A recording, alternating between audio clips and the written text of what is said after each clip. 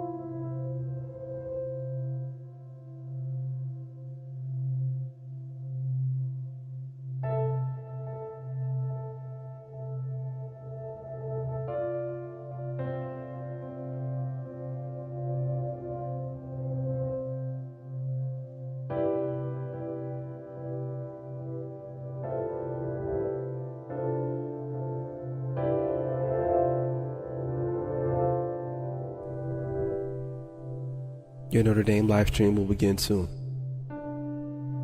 Thanks for watching.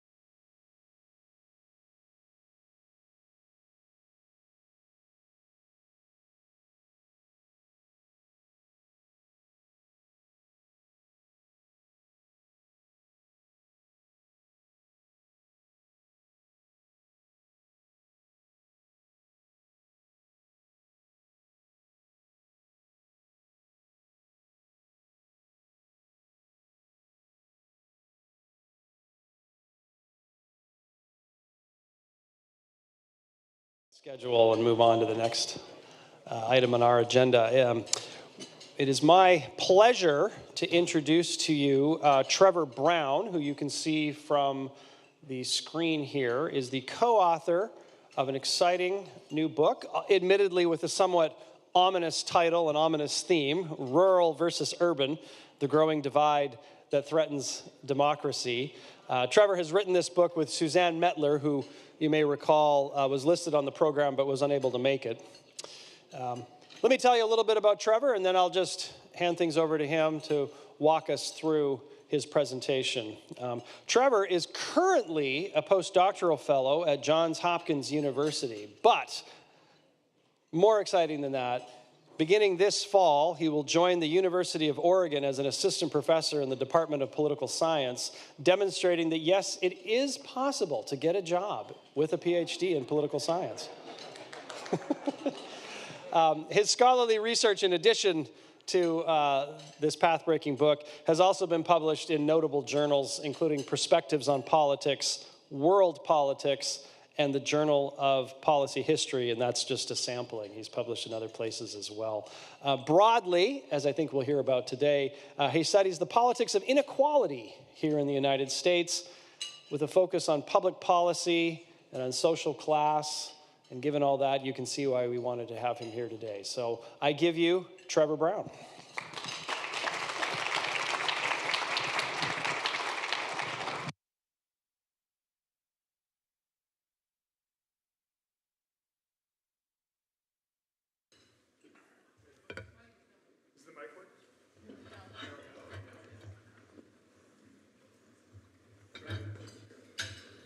Now is it working? There we go. Oh, great. Okay, so starting off well. So first I want to apologize that you signed up for Suzanne Mettler and got me. But in all sincerity, I want to thank Joel and Dave and the team at Notre Dame for having us here. It's a real honor to serve as one of the keynotes at a conference where I myself am learning a lot.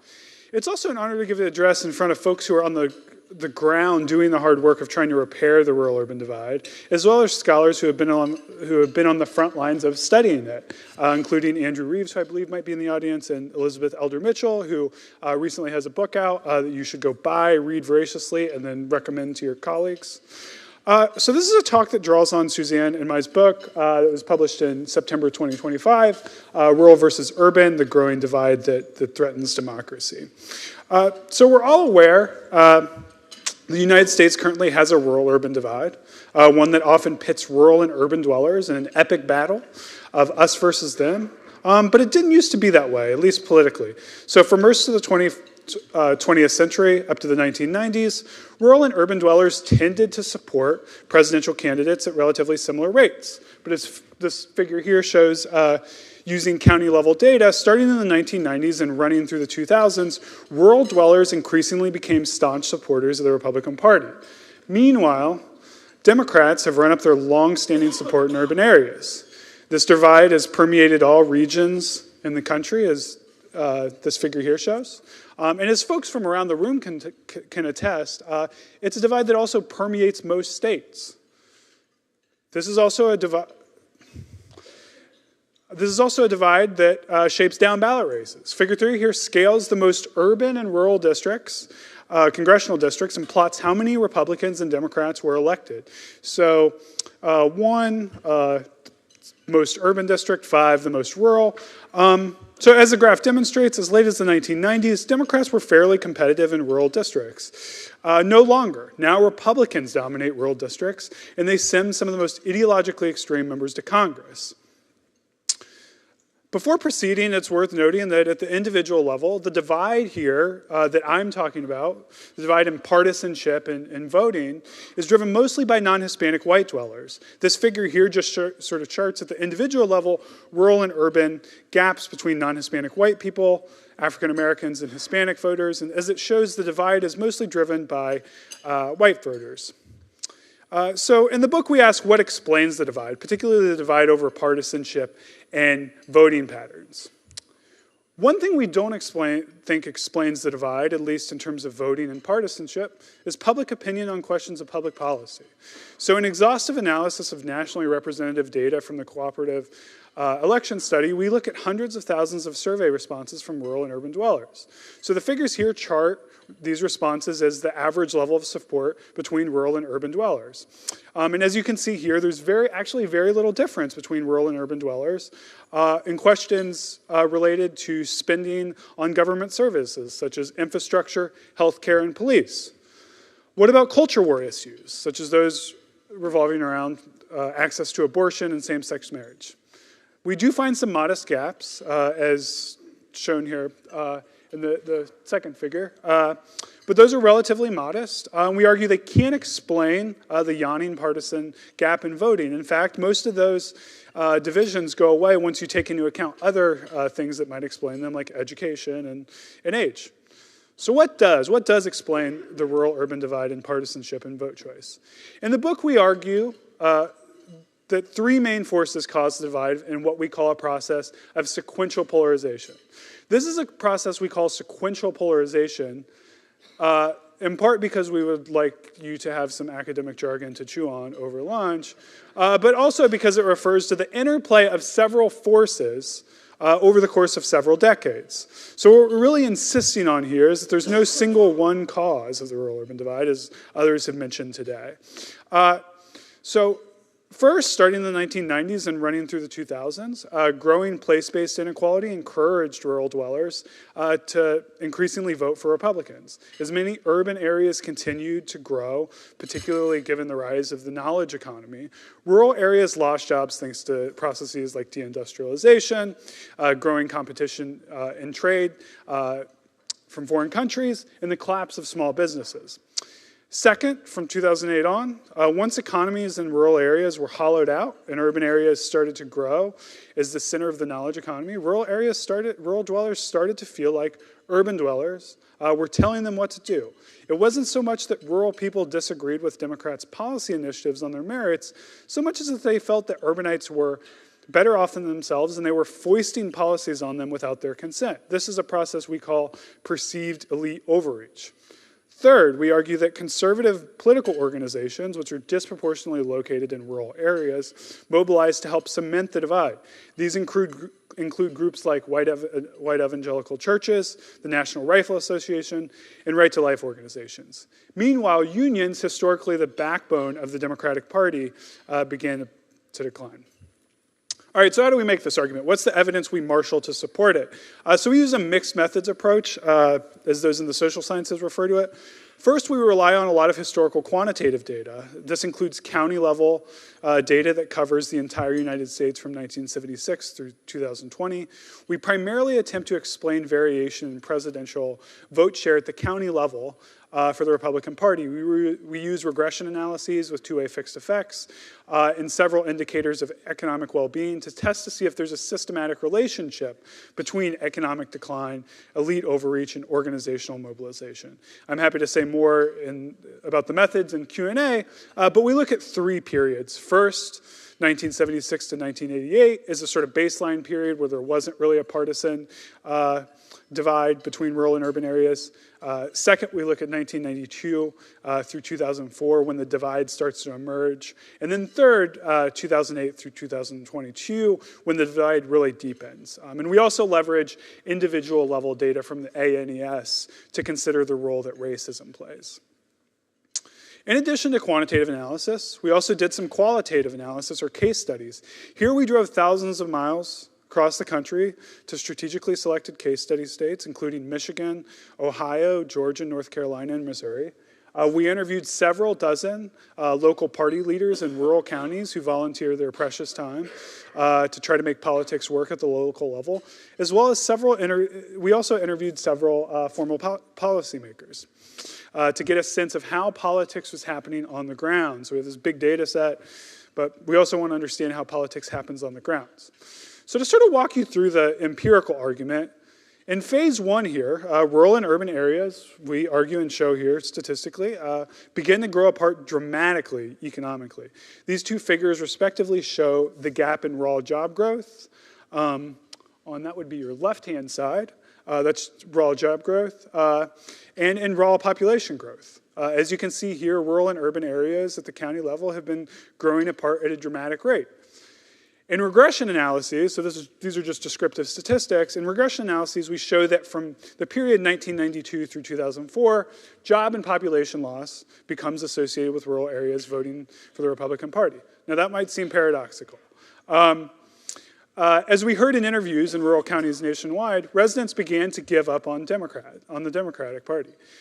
They saw this party as one that historically their parents and grandparents had long viewed as representing their interests. It was not that the Republican Party offered a more promising economic agenda for rural America, but rather that rural people felt completely abandoned by the party that had once been their advocate and to whom they had long been faithful, and in despair they turned away. This was in no small part because many Democrats were in power and helped implement several policies such as NAFTA and financial deregulation that helped spur place-based inequality. Phase 2. This is the phase we call elite overreach. Here we argue that once white rural dwellers began to sour on the Democratic Party, they began to perceive them as the party of highly educated urban elites who wanted to foist policies on them without their consent. We look at some case studies in the book, particularly on environmental policy, but the figure here charts the relationship between education and voting as a sort of proxy for that, using regression analyses. And in the earlier periods we examine, we find that in rural communities, higher levels of education has been typically linked to Republican vote share. But in 2008, in rural areas, that changes. Higher levels of education become associated with voting Democratic and lower levels of education Republican. And this maps onto the sort of growing diploma divide that scholars and pundits have talked to. Now, at this point, you might be wondering, what role does racism play here, especially since the divide is concentrated among non-Hispanic whites? To investigate that, we use individual level data from the American National Election Studies, merged with the place of residence so we can tease out if they're in rural or urban areas. This figure charts the average response weighted for the survey to a question asking about support for the government helping African Americans given historical discrimination. This is a question that is used by social scientists to try to gauge racial resentment or racism at the individual level. I can talk about more in Q&A why it's used that way. As you can see here, descriptively, rural and urban non-Hispanic white people have tended to score at similar levels over time. However, starting in 2016 through 2020, a small gap does emerge. And in regression analyses I don't present here, we show that this gap becomes related to Republican vote share in rural areas. So we and other scholars argue that anti-black racism does matter, but it's only one part of a broader story.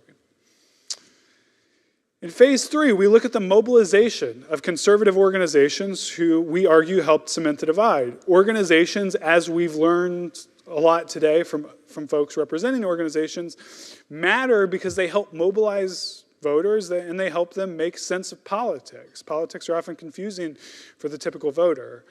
This figure charts the relationship between the presence of white evangelical church, a highly politicized group, and Republican vote share. What is striking here to us is that in 2008, the presence of evangelical churches began to become associated with Republican vote share, particularly in rural areas. And it's worth underscoring here that while evangelical churches tend to be disproportionately located in rural areas, and on the ground and in interviews we heard from Democratic leaders that the churches were often a key place of mobilization for rural Republicans. We also examined the role of the National Rifle Association, another highly politicized group, as well as Right to Life group. As this figure shows, these groups tend to be disproportionately located in rural areas in several of the states we studied. I think I have enough time for this, so I have a bit of an anecdote. I come from a relatively conservative family, but my brother, he wasn't very political. Our family is also gun-toting. My brother, not political, but into guns, starts going to the shooting range. He joins a group that is sponsored by the National Rifle Association. The National Rifle Association sponsors hundreds of these groups across the country. And what happens in these groups? They socialize members to be quite conservative along not just gun attitudes, but also other dimensions of politics and help pushed them to vote Republican. So now, 2 years later, after my brother has joined this group, he's become extremely partisan and views Democrats as sort of an existential threat to his, not only to his right to bear arms, but also his, frankly, existence. Makes for interesting Thanksgivings, too. So on the Democratic side of the ledger, we show that labor unions, a historic mobilizing partner for the Democratic Party, have declined not only in urban areas, but also rural areas. So we tend to think that unions were and have been historically concentrated in big cities. I think that's mostly true, but as others mentioned earlier on in the day, rural areas became a core part of the manufacturing sector in the late 20th century and early 21st century. Union membership data is actually really hard to come by at the local level, but here we show using union election data at the county level that unions have declined not only in urban areas, but also rural areas. These, again, have historically been organizations that tend to mobilize voters, particularly non-Hispanic white men, to not just vote for the Democratic Party, but to also have more moderating influence on their politics. Okay, so why does the rural-urban divide matter? Well, we're at a conference about the rural-urban divide, so it obviously matters for a lot of reasons, but why does it matter for the health of democracy? There are many reasons, but I'll highlight a few we discuss. First, at the individual or micro level, it creates a sort of us versus them politics. It deepens social division, and that itself is bad for a functioning democracy. In the research we did on the ground, we heard horror stories from rural Democrats and urban Republicans. One person told us she was run off the road for a bumper sticker on her car. Business owners told us they were reluctant to discuss politics at all out of fear that their businesses would not be used. Their services would not be used. Second, in rural and urban areas, it creates one-party rule. When voters go to the polls in most places in local elections and state elections, the election's often already decided along partisan lines. This leaves the roughly 30% of rural dwellers who identify as Democrats without a voice in government, and you could say the same thing about millions of urban Republicans. Third, and this is probably the greatest value add we have here as political scientists, is we argue that the rural-urban divide combines with America's relatively unique set of electoral institutions to embolden an increasingly extreme Republican Party. So U.S. electoral institutions have always given less populated places more power, but never before has one party been the sole beneficiary. Because the Republican Party now dominates rural areas across the nation, it enjoys outsized power in presidential elections, the Senate, the House, and the judiciary. In the book, we look at several of these institutions at the national level, and I'm happy to talk more about them in Q&A, but I'll focus on the Senate because it's probably the most egregious and the one we're all most familiar with. All of us in the room know each state gets 2 senators, no matter what their population size. So Wyoming, for example, has the same amount of leverage as, say, California. So here are a few figures that sort of demonstrate the what we call the malapportionment problem. So the first figure here on your left shows the share of the population represented by each party when they are in power. So as the figure illustrates, when Republicans control the Senate, they are not coming from states representing a majority of the country, at least in strict terms. We argue this facilitates a sort of minoritarian rule.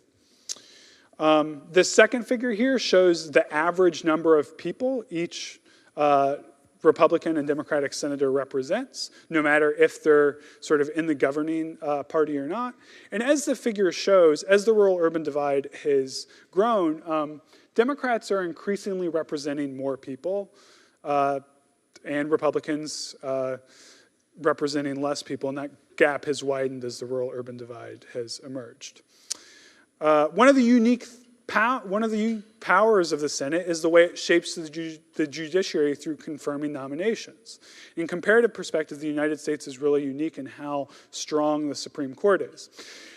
This figure is a little heady, but it shows the share of the population represented by yes votes for recent U.S. Supreme Court nominees.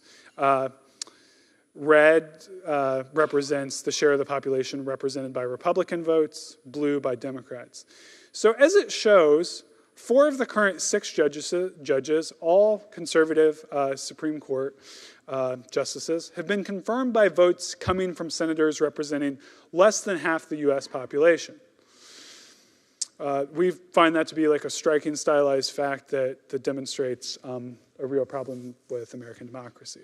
Now, I want to be clear about 2 things here. First, we do not argue that rural people are dominating politics by any stretch of the imagination. They're only 20% of the population, so they're a statistical minority, and in many cases they do have, I come from a rural area, do have reason to be resentful or frustrated with government. Second, we don't find a lot of evidence that rural dwellers in particular are any more authoritarian in their outlook than urban dwellers. But what we do argue is that the consolidation of the rural vote into the Republican Party gives the Republican Party a small, but nevertheless important electoral boost. This electoral boost is really important given how competitive elections are in the United States. And this has become dangerous as the Republican Party has become increasingly radicalized. All right, so what is to be done? So we've heard a lot of great ideas today that I would endorse, but in the book we look at several potential solutions, including public policy and electoral reform. I'm happy to explain sort of in Q&A why we ultimately think those would probably be important to pursue for reasons not related to polarization, but think they would come up short there. We ultimately argue that in order to repair the divide, the Democratic Party needs to engage in year-round party building in rural areas. In interviews across the country, we heard local Democratic parties totally disinvested, both at the state level and at the local level. So for the Democratic Party, that means investing in local year-round organizing to rebuild trust. That includes listening to rural people and taking their needs into consideration in terms of public policy formation. We argue that this will be a long-term project. This is not a project that happens over one election cycle, but it's one that we think is really important. For democracy to function well, 2 parties need to be competitive, especially given America's territorialized electoral system. We argue that ultimately American democracy depends on Democrats pursuing these efforts. So thanks so much.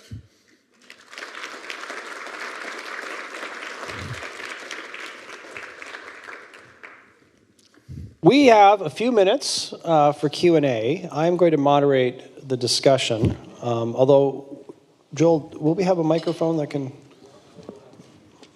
You want to watch for Allie back here. She's your roving microphone. But I'm actually going to start with a question. Trevor, I am convinced by all of the trends that you've shown. But here's my question for you.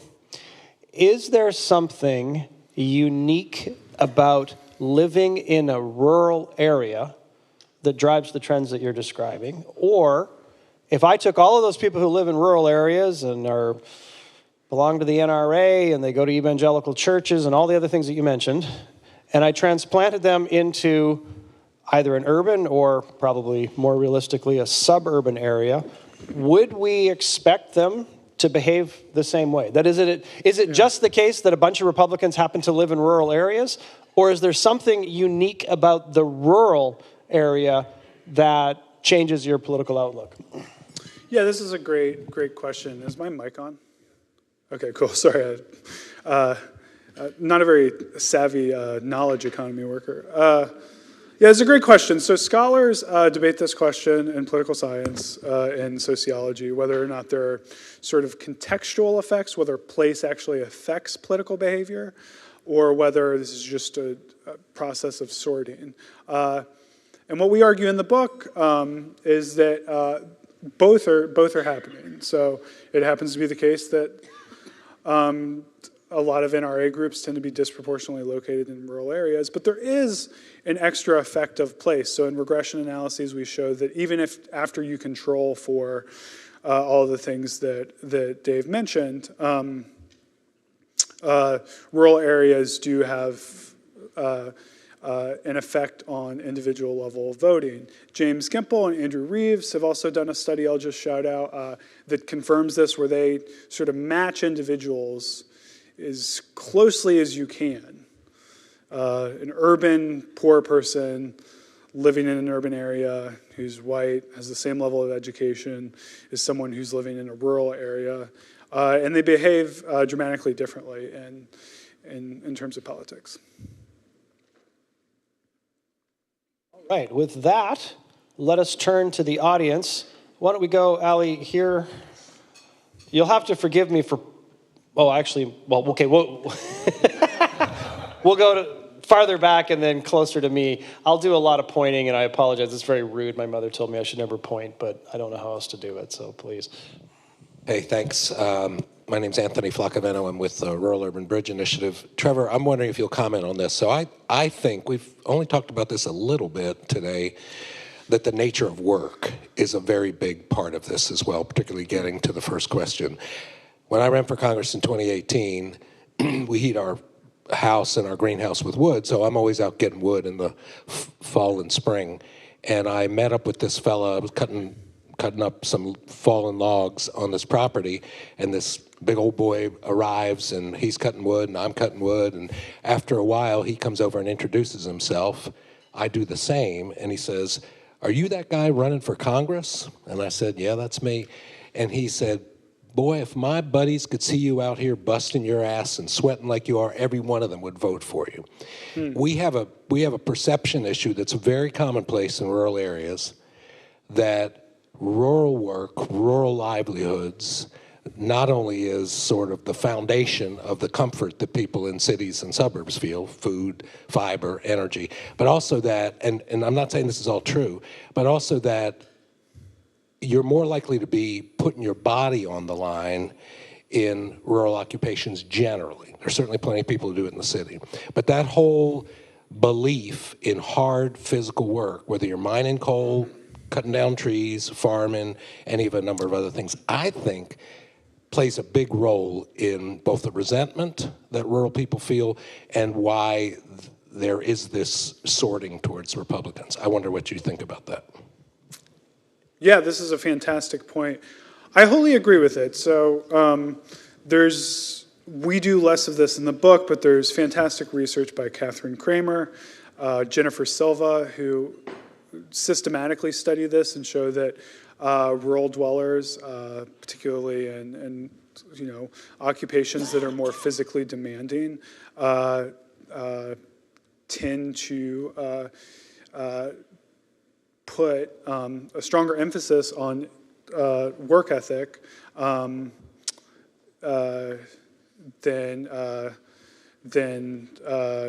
we might otherwise consider. So I definitely think that is part of it. And I think especially the trend we've seen towards rural economies sort of declining and those jobs sort of evaporating exacerbates the problem.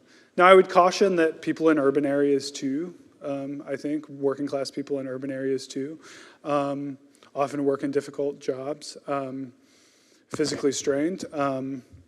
But as someone who comes from a rural area and who worked in manufacturing, I think the point is spot on.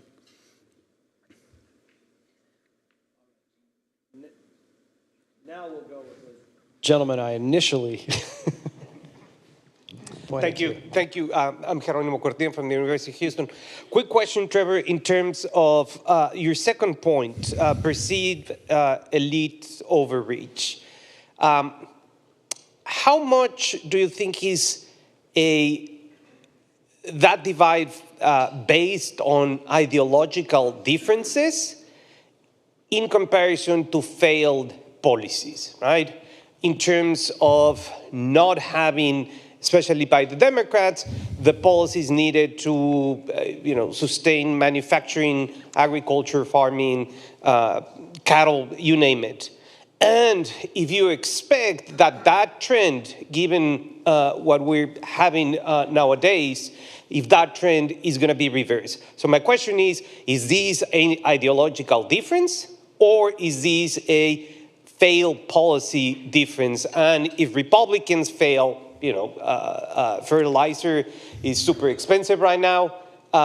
If they're going to turn their backs and forget about, God, family, country, now I'm focusing on surviving, paying mortgage, so on and so forth. Yeah, it's a fantastic question. So I don't think it's totally ideological. We do a few case studies on environmental policy. There's a lot of rich research on rural dwellers' views on the environment, and they're much more complicated than I think a lot of people give credit. Rural folks tend to see themselves as stewards of the environment. And one development that's happened in the 20th and 21st century is a lot of policymaking coming out of DC, coming out of state governments, on the regulation of the environment tends to happen without much input from rural areas. So in interviews we heard folks tell us, it's not that we're against this policy, it's that it doesn't take our local needs into consideration, and as a result, causes a lot of frustration locally. In terms of will this trend be reversed? That's a good question. Political scientists are not the best at forecasting. But I do think the cost of living crisis is an issue that's hurting rural people.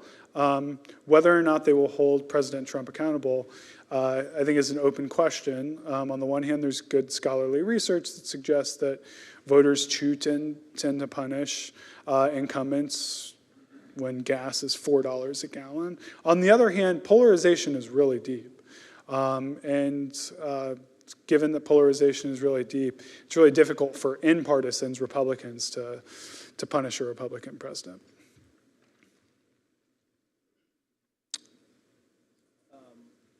Why don't we go, Ali, over on this side?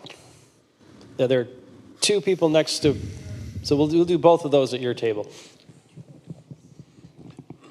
Thank you so much. I think this gets at the prior two questions to some degree. At this point, I'm sorry, I'm Rachel Payne Caulfield at Drake University at Olson Institute for Public Democracy. At this point, we take for granted that rural equals Republican, urban equals Democrat. And I'm wondering, we're going through party realignment as we speak.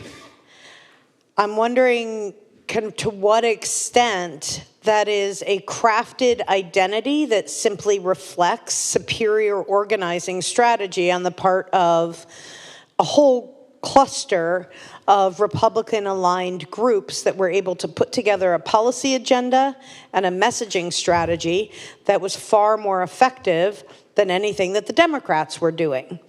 And that gets me to kind of the next piece of that question. I am no longer convinced that the Democrats want to be the party of the working class. And so where does that leave them in terms of party building if they don't have a policy agenda and a messaging strategy that will speak to rural populations? Then is there a point in party building, or is realignment simply such a strong force that they need to redirect their attention elsewhere? These are fantastic questions. So on the first question, I'll take the first question about organizations. I think it is absolutely true that conservatives have been much more effective at organizing, not just in rural areas, but more generally than progressives and Democrats.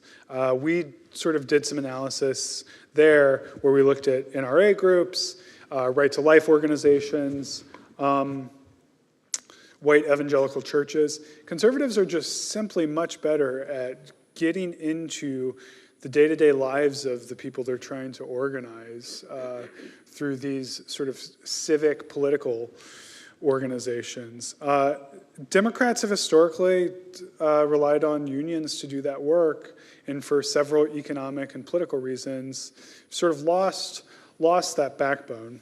So I think that's definitely right, and I think it's a reason to call for more civic organizations that, yes, are progressive and democratic, but also that sort of try to cross-cut this polarization. So I think that's right on.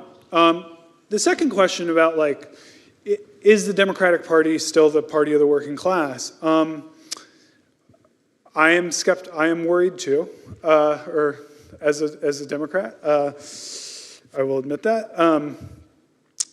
Currently, the Democratic Party, I would describe it as a cross-class coalition between knowledge economy workers in urban areas and low-income people in urban areas. I think the question is who in the party is going to win out in factional battles to control the future of the party.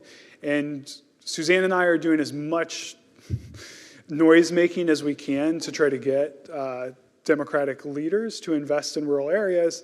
And we often, unfortunately, fall on deaf ears because people think it's inefficient, ineffective. We think that not just for the success of the Democratic Party, not just for partisan terms, but for the health of democracy, the Democratic Party does need to invest in these places. Otherwise, they're going to be a permanent minority. I mean, like the Senate map is the Senate map, and they're going to have to address that. Sorry about that. Why don't we go ahead with Kyle, who's at the same table there. Thank you. Kyle Jarris. I'm at the Keough School of Global Affairs here at Notre Dame. Thanks for the talk and the book, Trevor. So 2 words that I don't think I heard you use, or at least use much, were both media and immigration. And so I'm curious if you can talk a little bit about how these 2 things fit into your story. Like, do they fit into in terms of media, does this fit into the kind of perceived elite bias or elite overreach, part of the story? Is that where it fits in? And what about immigration as a kind of policy issue? You talked about racial attitudes toward Black Americans. You didn't talk as much about Latin American immigrants and others who actually have a pretty big presence and a historically changing presence in rural areas. These are fantastic questions. I'm actually gonna. A lot of folks in the room are gonna know this, but it's worth just putting up on the screen. So to take the second question about attitudes towards immigrants, rural areas are quote unquote diversifying in the United States, and that's largely being driven by immigrants, share of the population. Like roughly 1 in 4 people in rural areas, depending on how you measure it, are people of color. It's another reason why Democrats need to organize there. But it's beside the point. The question is, does nativism explain rural-urban divide? So I think, on average, Republican voters do score higher on nativism. We don't find that in rural areas, rural white dwellers score any higher on measures of nativism. We test this in a couple of different ways through, for example, examining if the influx of an immigrant community shifts the way individuals vote. We don't find much evidence in rural areas that matters any different than in urban areas. Attitudinally, we don't find a lot of evidence for it. So the question is important, though, because it points to the fact that 1 in 4 rural people are people of color.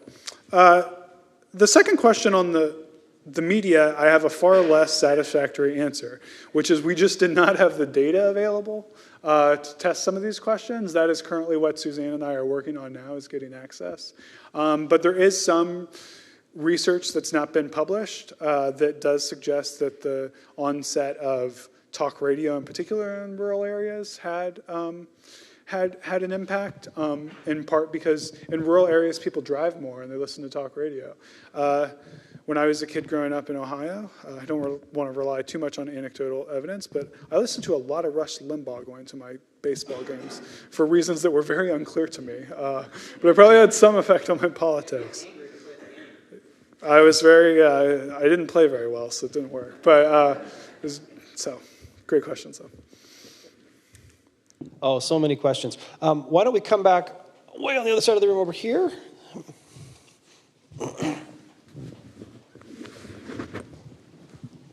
Yeah, thank you very much. Appreciate the information you're providing. I have a question in the term used within the one slide in your reference to Republicans being radicalized. I'm Joe Maxwell. I'm the president of Farm Action Fund. We do a lot of work. I am a farmer. Mm-hmm. I live on a homestead of over 100 years, and kind of have watched this. Oh, I'm a former Democrat statewide elected official in the state of Missouri, so come from that bent. But I see that if I talk to my neighbors, which I do a lot, they consider the Democrat Party being the radical party. Mm-hmm. And want to know what you think about that. We see that mostly because of the cultural wars that are going on. There's so much in common in the parties and what the people that identify either way or don't identify at all. But wanting to know why you termed it that way. I understand the elitism. I hear that all the time, and I think it's true. I think the Democrats have abandoned working folks under their neoliberal type policies. But can you talk a little bit about that, why you express that to the Republicans, don't express that to the Democrats, or how you see that working and how the cultural wars, if you have any data that would indicate we get bogged down into things that aren't economics, aren't kitchen table. Thank you.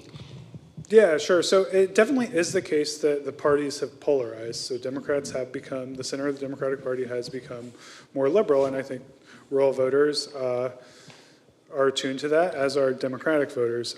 When I use the term radicalized, my main concern, and I think our main concern with the Republican Party, is that it is no longer playing by the basic rules of democracy. It's denying elections, it's violating norms in the Senate, and so on and so forth.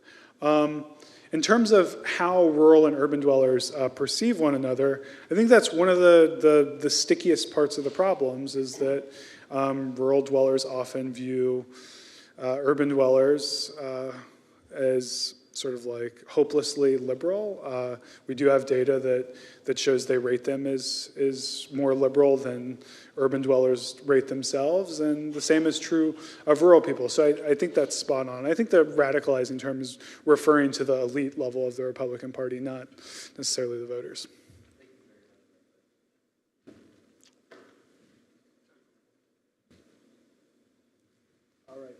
We have time for only one more question, but don't worry, Trevor's not going anywhere, so you'll have more opportunities to interact with him. But let's take our final question over here. Thank you so much for this. I just wanted to ask you to maybe bridge a little bit this session with the last one. Most of what you talked about here as the causes of this divide are structural elite choices, and we've spent a lot of time talking today about the idea of individual people talking to one another. Is this a case of that cure not matching the actual disease, or is that fixing a problem that maybe didn't come up as much in the more structural elite-focused discussion of the causes that you focused on here? Yeah, a fantastic question. So, in the book we come down in favor of Democrats investing in party building, but we also think that other civic organizations, particularly like those discussed in the previous panel, can do real important work to bridge the polarization, particularly at the micro-individual level. I mean, there's simply, I would argue, less that divides rural and urban Americans than we currently think. I mean, the public opinion data I showed suggests as much. So, our hope is in civic organizations, grassroots civic organizations. Unfortunately, we haven't sort of like tested those in a rigorous social scientific way, but that is where we think that progressives and Democrats should spend their time. Well, folks, unfortunately, we're going to have to come to an end. But again, Trevor is going to be around, because if you'd like to purchase a copy or maybe multiple copies of Rural versus Urban, they're for sale out in the lobby. And as a special incentive to our students, but I have to insist that this is for students, the first 10 students can get a free book. Everyone else will have to pay. We also have a little gift for Trevor as a thank you for his presentation this today. This should go to Suzanne. But why don't we also give him a round of applause? There you go. Thanks for having me. And Joel, do you want to give us a little more guidance here? Yeah, absolutely. Thanks again to Trevor and to Dave. Thank you all. I appreciate the questions and the robust conversation that we've had this morning and we'll continue to have. We are just getting started. This is going to be a fun afternoon. I do want to point out who's going to be leading a few of our conversations this afternoon. In just a few minutes, we're going to break and we're going to leave this space and we're going to go across the street. Again, if it's raining, feel free to use the underground